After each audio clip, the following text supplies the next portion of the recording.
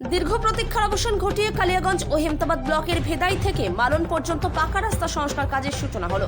শনিবার দুপুরে সাদিপুর মোড়ে রাস্তা সংস্কার কাজের সূচনা অনুষ্ঠান হয় ফিতে কেটে ও নারকেল ফাটিয়ে। জেলা পরিষদের পূর্ত কর্মাধ্যক্ষ নিতাই বৈশ্যের তত্ত্বাবধানে এই অনুষ্ঠানে উপস্থিত ছিলেন কালিয়াগঞ্জ পঞ্চায়েত সমিতির সভাপতি হিরণময় সরকার ও হেমতাবাদ ব্লকের পঞ্চায়েত সমিতির সভাপতি শম্ভু রায়।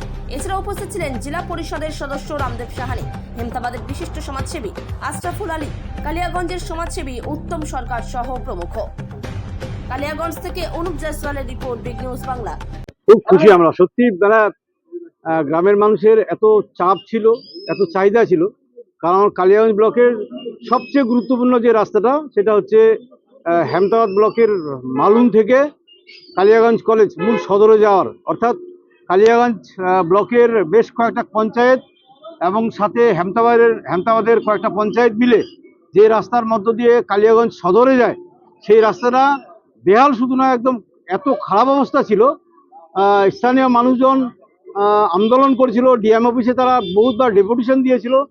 শেষ পর্যন্ত আজকে রাস্তাটার শুভ কাজ শুরু হলো বাকি পার্টটা, যার জন্য স্থানীয় মানুষ, বিশেষ করে সাদিপুরের মানুষ, মালুনচা হেমতাবাদের মানুষ খুব খুশি আজকে।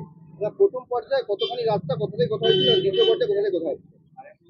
প্রথম পর্যায়ে আপনার কালিয়াগঞ্জ কলেজ থেকে ভেলাই অবধি ছিল, ধরুন 5-5.5 কিলোমিটার রাস্তা ছিল।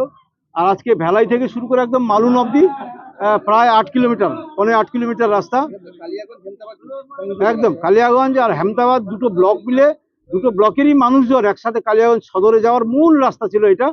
আজকে মামাটি মানুষের সরকার, আমাদের পশ্চিমবঙ্গ সরকার, মমতা বন্দ্যোপাধ্যায় আমাদের গ্রামের মানুষের চাহিদা পূরণ করেছেন। তিনি পথশ্রী প্রকল্পের মধ্য দিয়ে আজকে আমাদের দীর্ঘদিনের দাবি, যেটা প্রধানমন্ত্রী সড়ক যোজনাতে ছিল, দিল্লির সরকার, মোদীর সরকার যেটাতে টাকা দেয়নি, আজকে আমাদের মুখ্যমন্ত্রী মমতা বন্দ্যোপাধ্যায়, মামাটি মানুষের সরকার পথশ্রী 4 ফেজের মধ্য দিয়ে টাকা দিল এবং গ্রামের মানুষের রাস্তা তৈরি হলো।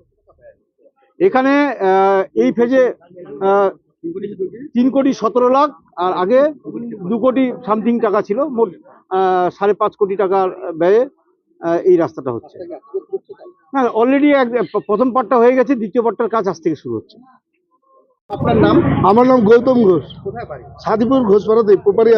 রাস্তার কাজ শুরু হলো, কতটা আপনারা আনন্দিত বা কি ধরনের সমস্যার মধ্যে পড়তো? আমরা বলতে পারবো না এটা আমরা কি পেলাম। দীর্ঘদিন যাবৎ আমরা এই রাস্তাটা নিয়ে খুব ভোগান্তিতে ছিলাম।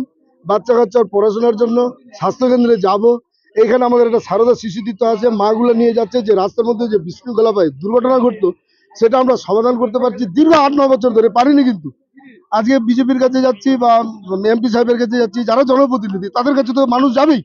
এইভাবে যে আমরা গেছি, আমরা খুব হয়রানি। সেখানে আমরা পথশ্রীর মাধ্যমে 4 ফেজে যে আমরা পুরো রাস্তাটা পেয়ে গেলাম, এর জন্য কিন্তু কুর্নিশ জানাতে হবে আমাদের সবারই, মমতাময়ী দিদিকে। এই দিদি আমাদেরকে দারুণভাবে উপকার করলো, যেটা আমরা বুঝতে পারবো না যে আমাদের কতটা উপকার হলো।